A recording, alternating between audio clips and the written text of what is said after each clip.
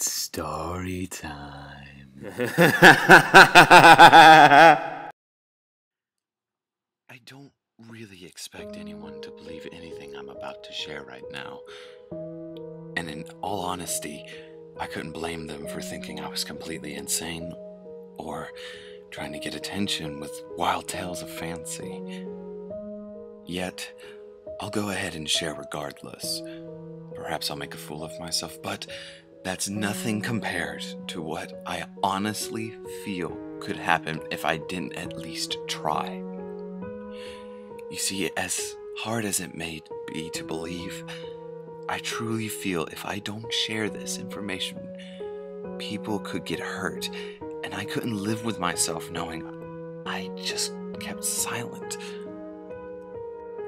Now, in order for me to warn you, I'm afraid you'll need to listen to my story. I'll try to be as brief as possible, but I can't afford to miss out any of the details either. It began last summer at a summer camp. I was having a bit of a hard time with the other kids, and the camp staff really couldn't be bothered to intervene. So I decided to take matters into my own, admittedly reckless hands.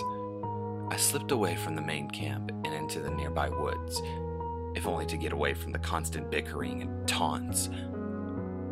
Now, before you ask, no, it wasn't the middle of the night. It was a warm afternoon and the sun shone down brightly. I made my way further into the woods until I found a clearing and sat down to brood over the injustices of being left in a camp that I never even wanted to attend in the first place. All around me stood tall trees covered in leaves. The sounds of birds filled the air, and every now and then a summer breeze would pass over the area. Glancing around, I noticed a pond in the clearing, and thought nothing more of it as I went right back to sulking. It didn't take long, however, for me to feel goosebumps on my arms and my legs, a shiver running down my spine as a sudden rush filled me. It was the feeling of fear. Yet as I suddenly looked up and around for the source, there was nothing to see.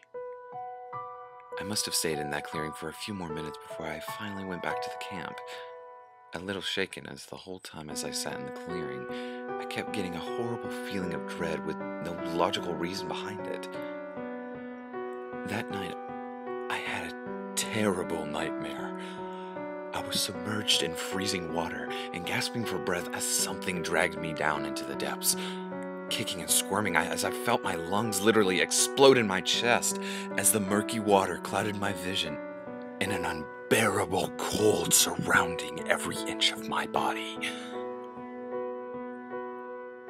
I woke up to find myself dripping in a cold sweat and staring into pitch darkness. I was amazed that I hadn't screamed, yet my heart was racing and fear consumed me for the remainder of the night. The following day, I endured the usual tasks of camp, and although the taunts and bickering weren't as bad as usual, I still didn't mingle very much with the other kids. Soon, I found myself drifting back to the clearing I had visited the previous day. This time, however, I felt myself drawn towards the pond, staring at the water, which seemed to be strange, almost akin to ink despite the sun shining down from above. Despite every bit of sense dictating otherwise, I found myself kneeling down and extending my hand out, as if in a trance, dipping it into the water and feeling an instant rush of icy cold against my skin. Instantly, I tried to pull my hand out, only to find myself grabbed by something in the pond, barely able to let out a cry of horror as my nightmare took a horrific reality as my vision was clouded by murky water and the freezing cold assaulted my body, flailing madly as I tried to break free. Luckily for me, the camp staff that day must have not been completely incompetent, because before I could succumb to the shock of the cold, I found myself pulled out of the pond by a large man, who quickly began to attend to me as he called on others for help.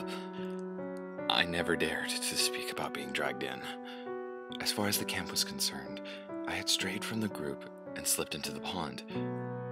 My parents were informed, and both they and the staff labeled me irresponsible and lucky to be alive. You'd think that that would have been the end of it, but you would be wrong. Every night I experience the same horrible nightmares of drowning in icy waters, of being dragged into the dark abyss, and every time I am awakened, I am in a cold sweat. Most disturbing, for me anyway, is that every time I find myself near a pool of water, be it a swimming pool, a pond, or even a bath, I always expect something to grab me. My parents think this is some sort of traumatic stress and have begun to arrange for me to see a therapist. But I still wanted to share this with you because I wanted to warn you. I wanted to make sure that people know when they are advised to stay in groups, not to wander off, that you should really listen to them. You never know what could be waiting for you.